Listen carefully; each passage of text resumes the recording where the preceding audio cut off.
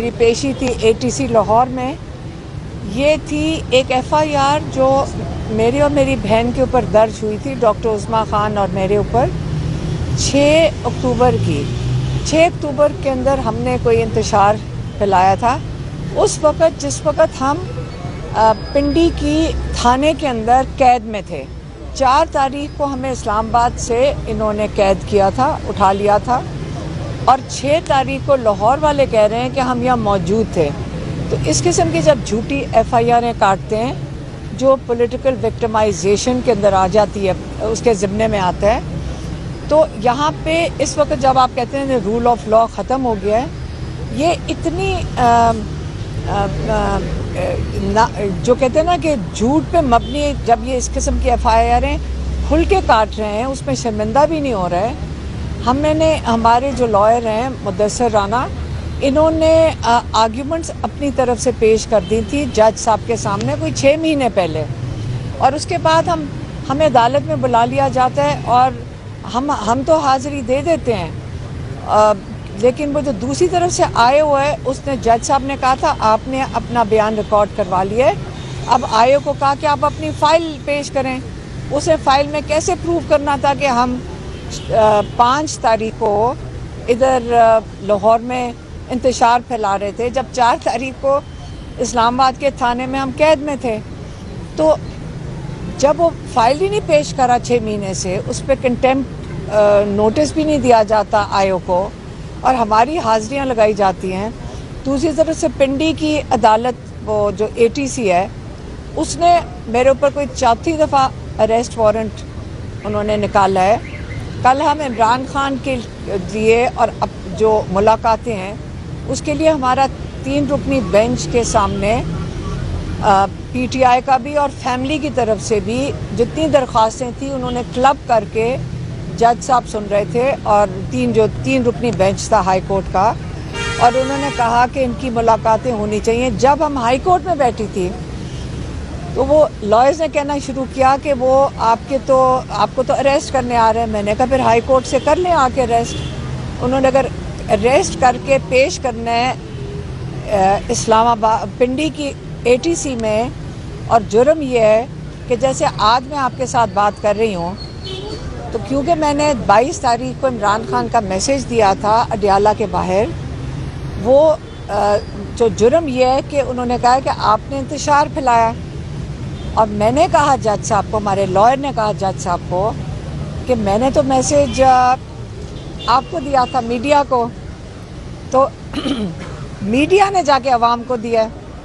तो अब इसके अंदर जुर्म सिर्फ मेरा है कि मैं किसी का इमरान खान का मैसेज दे रही थी, या मीडिया का भी साथ होना चाहिए जिन्होंने अवाम तक आगे मैसेज पहुँचाया। तो हमने कहा मीडिया को कि आपने आगे अवाम को पहुँचाया, जिसके ऊपर एतराज़ है जज साहब को, जो कह रहे हैं कि दहशत गर्दी की मैं ज़िम्मेदार हूँ, तो आप मेरे साथ चलें। तो मैंने अब मीडिया से रिक्वेस्ट किया है कि आप मेरा साथ दें, सारी मीडिया साथ चले, और क्योंकि आपने ही आगे अवाम को पहुँचाया था मैसेज इमरान खान का, तो हम इकट्ठे मिलके जाते हैं जज साहब के सामने। तो अभी तक मीडिया वाले माने नहीं हैं, 1-2 ने कहा है कि वो साथ चलेंगे, लेकिन बाकी अभी माने नहीं। अगर आप सारे साथ चलें तो हम कलेक्टिवली जाकर ये बात करेंगे जज साहब से कि कैसे हो सकता है कि आपका जो आईनी हक है, अवाम का आईनी हक है कि वो उन तक मैसेज पहुंचाया जाए, या उन तक मीडिया की जिम्मेदारी होती है कि अवाम की नुमाइंदगी करें, उन तक पैगाम पहुंचाकर, किसी इंफॉर्मेशन पहुंचाकर। ये तो जो कहते हैं ना आज़ाद मीडिया, ये जमहूरियत का सबसे अहम सतून है। तो आप बेसिकली जब मुझे लेकर जाएंगे जेल में इस कन्विक्शन पे कि मैंने इमरान खान का मैसेज पहुंचाया, तो मीडिया को भी बुलाया जाएगा। तो ये तो अब जो पहले ही मीडिया के ऊपर इतनी सख्ती है, मीडिया कंट्रोल्ड है, मीडिया को इंस्ट्रक्शंस आती हैं, मीडिया हाउसेस को, जितने यहाँ पे मीडिया आया हुआ है, कि आपने ये चीज़ नहीं दिखानी। बाकायदा हमें पता है कि मीडिया को इंस्ट्रक्शन आती हैं। ये इमरान खान कहते हैं रेन ऑफ टेरर, डिक्टेटरशिप, ये डेमोक्रेसी नहीं है। तो मीडिया की भी जिम्मेदारी है, हम सब की जिम्मेदारी, हर पाकिस्तानी की जिम्मेदारी है कि अपने हक़ के लिए खड़े हों और जमहूरियत के लिए खड़े हों और अपनी आज़ादी के लिए खड़े हों। ये आज़ादी का निशानी नहीं है कि आपको इंस्ट्रक्शंस एक ऊपर से आए, पता नहीं कहाँ से आती हैं, कि आप बात ही नहीं कर सकते, कोई दो नाम नहीं ले सकते मीडिया के आगे। ये तो मुझे पता है, एक इमरान खान का नाम नहीं ले सकते, एक फील्ड मार्शल आसिम मुनीर का नाम नहीं ले सकते। दोनों का नाम लेना जुर्म है इस वक्त। तो अब हम क्या करें? अगर अपने जो एक फील्ड मार्शल का नाम ना लें, एक इतने बड़े लीडर का नाम ना लें, दोनों जुर्म है, तो क्या करें? हम मुंह बंद कैसे करके बैठ जाएं? तो मेरे ख्याल में अगर इन वजूहात से हमने जेल में जाना है तो हम तैयार हैं। कल हाई कोर्ट में भी हमने कहा था, जब वो जो ऑफिसर आए थे, हालांकि हमें केपी वालों ने कहा कि आप नहीं जाएं यहाँ से, आप केपी चली जाएं। मैंने कहा नहीं, ना मैंने ओमनी बेल ली है, अगर ये अरेस्ट करना चाहते हैं ये अरेस्ट कर लें, क्योंकि एक केस नहीं होगा तो एक नया केस बना देंगे। 80 केसेस हैं, किसी में चालान निकाल के किसी के अंदर भी कर देंगे। और सारे जो केसेस मेरे ऊपर हैं वो है इमरान खान का पैगाम आप मीडिया तक पहुंचाने का। मैडम ये बताइएगा कि सुहेल अफरीदी केपीके के वज़ीर आला बने हैं, तो क्या वो इमरान खान की रिहाई के लिए कुछ कर पाएंगे? और दूसरा, कल वो मुलाकात के लिए आए थे, 3 जजिस ने एक फैसला दिया था मुलाकात के लिए, इसके बावजूद मुलाकात नहीं हो सकी। इस वाले पे देखें, अगर आप तीन रुकनी बेंच हाई कोर्ट का, उसके अहकामात जेल इंतज़ामिया नहीं थी, जेल तक तो वो पहुंचे नहीं थे। पंजाब पुलिस का एक SHO सामने रोक सकता है चीफ मिनिस्टर केपी के, तो आप मुझे बताएं, ये मरियम नवाज़ चीफ मिनिस्टर की इंस्ट्रक्शंस हैं कि दूसरे जो सूबा है उसके चीफ मिनिस्टर को रोका जाए? आपको पता होना चाहिए, आप मेरे से ये सवाल पूछ रहे हैं, आप पूछें जाकर पंजाब हुकूमत से कि उन्होंने जब एक साथ जो आपका दूसरा कॉलीग चीफ मिनिस्टर केपी का, ये इज़्ज़त अफजाई होती है कि एक SHO उनको रोक ले और उनको आगे जाने ना दे? ये तो CM मरियम नवाज़ करवा रही है, क्योंकि इनका सूबा है। आप ये तो नहीं कह सकते मरियम नवाज़ भी बेबस है, ये फील्ड मार्शल करवा रहे हैं, ये मरियम नवाज़ करवा रही है, तो वो अंदर नहीं घुसने दे रही।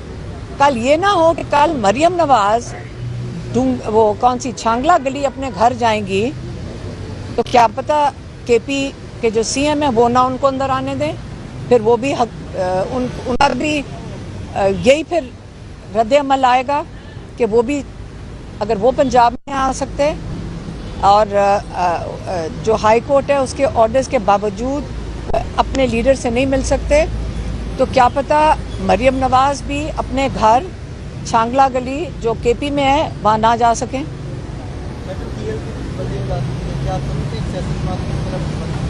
देखिए, मैंने तो आपको बताना था, हमारे पर मैं अगले 4 घंटे बात कर सकती हूँ, हमारे पर इतने केसेस हैं हमारे पर के हम इस वक्त अदालतें और जेल के चक्कर लगाते हैं और हर किस्म की अदालत का चक्कर लगाते हैं। हमारी ये दिन रात यही ज़िंदगी है इस वक्त, और हमें कोई फिक्र नहीं है, जितनी मर्जी अदालतों के चक्कर लगवाएं, जितनी मर्जी दफ़ा जेल में डालें। हम वो लाइन क्रॉस कर चुके हैं कि अब हमने आपके सामने हम ना सियासत में, आप हमारे से सियासी सवाल पूछते हैं, हम अपने भाई की रिहाई के लिए खड़े हैं और हम इंशाअल्लाह हम तब तक खड़े हैं और जब तक हम बर्दाश्त भी कर लेंगे सारा कुछ, लेकिन याद रखें इंशाअल्लाह अपने भाई को रिहा करवाएंगे। बता दीजिए कि कल आपको गिरफ्तार करने के लिए पुलिस आई थी अदालत में और आपने गिरफ्तारी देने की कोशिश की, लेकिन वो आपसे साइन करवा दी थी, थोड़ा इसके बारे में बताइए कि मैं तो अपना वो तैयार थे, वो तो केपी वाले कह रहे थे आप केपी चले, मैंने कहा नहीं, गिरफ्तार आज नहीं करेंगे तो कल करें, मुझे क्या फ़र्क पड़ता, कर लें गिरफ्तार। देखिए, गिरफ्तारी 70 केसेस हैं, जिस वक्त दिल करे ये एक केस उठा लेंगे। ये चाहते हैं कि हम आज, मैं लाहौर की, यहाँ आपने देखा है कि मुझे पेश होना था, साथ ही गिरफ्तारी किस चीज़ के लिए थी कि कल पेश हों ATC पिंडी में। तो आप मुझे बताएं कि लाहौर और पिंडी में मैं इकट्ठा कैसे पेश हूँ? या ये गिरफ्तारी दे देगा या वो वाला दे देगा। तो कर लें गिरफ्तार, एक दफ़ा दिल अपना खुश कर लें गिरफ्तार। हम नहीं डरते, बुला लें इनको। पंजाब हुकूमत ही कर रही है ना, ये जो कर रही है। कह रहे हैं कि करवाने वाले एस्टेब्लिशमेंट है, लेकिन यकीन करें ये खुशी और जज्बे के साथ मरियम नवाज करवाती है। अच्छा मैडम, ये बता दीजिएगा कि इस वक्त 450 रुपया टमाटर पंजाब में फरोख्त हो रहा है, महंगाई का दौर हो रहा है, पीटीआई की जो क़ियादत है वो कहीं आवाम के साथ। मैं आप मेरी बात सुने, मैं आपको बताती हूँ। हम सारा दिन जो जेल में बैठते हैं ना, खाने का भी मौका नहीं मिलता। हम सारा दिन भूखे बैठते हैं, इसलिए हमें टमाटर की कीमत भी नहीं अभी पता क्या है। खाना भी नहीं बनता। मेहरबानी।